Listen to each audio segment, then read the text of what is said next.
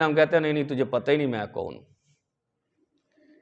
ہم بے صبری کا اظہار کر رہے ہیں. اللہ کہ سنیں محبوب کی حدیث سنیں، کیا پیارے الفاظ ہیں محبوب کے.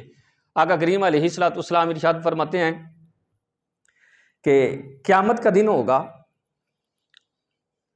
اللہ کی بارگاہ میں فرشتے نامہ اعمال لے کر اور بندوں کو لے کر حاضر ہو رہے ہوں گے. ایک بندے کو اس کے نامہ اعمال کے ساتھ رب کی بارگاہ میں فرشتے حاضر ہوں گے. وہ فرشتے نامہ اعمال کھولنے لگیں گے، حالانکہ اللہ تعالیٰ بخوبی جانتا ہے. اللہ ارشاد فرمائے گا یہ کون ہے؟ تو فرشتے عرض کریں گے مولا یہ وہی بندہ فلاں بندہ. تو فرمایا اس کا نامہ اعمال نہ کھولو یار. کہیں گے مولا کیوں؟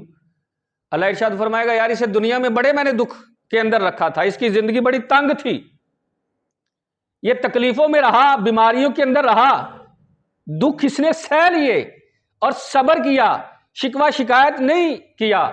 تو مجھے ایسے بندے کے نامہ اعمال کھولتے ہوئے حیا آتی ہے جو دنیا میں بھی پریشانی کے اندر ہے، اب نامہ اعمال کی وجہ سے بھی میں اسے پریشانی دوں؟ نہ اے میرے فرشتوں، اس کا نامہ اعمال بند کر دو، بغیر حساب کتاب کے اسے جنت عطا فرما دو.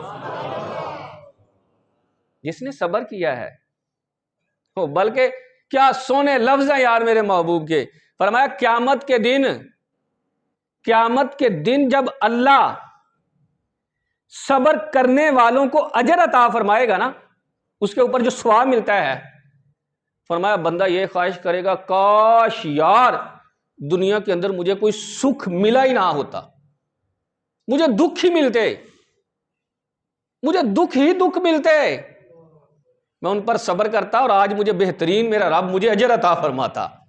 دوسری حدیث پاک میں بندہ یہ خواہش کرے گا کہ کاش دنیا کے اندر میرے جسم کو کینچی کے ساتھ کاٹا جاتا. کس قدر تکلیف ہے، فرمایا کینچیوں کے ساتھ کاٹا جاتا، میں اس پر صبر کرتا، آج قیامت کے دن اللہ کتنا سونا اجر عطا فرما رہا ہے، مجھے یہ اجر مل جاتا. بندہ وہاں یہ خواہش کرے گا، کیونکہ یہ ٹمپریری اور عارضی زندگی ہے.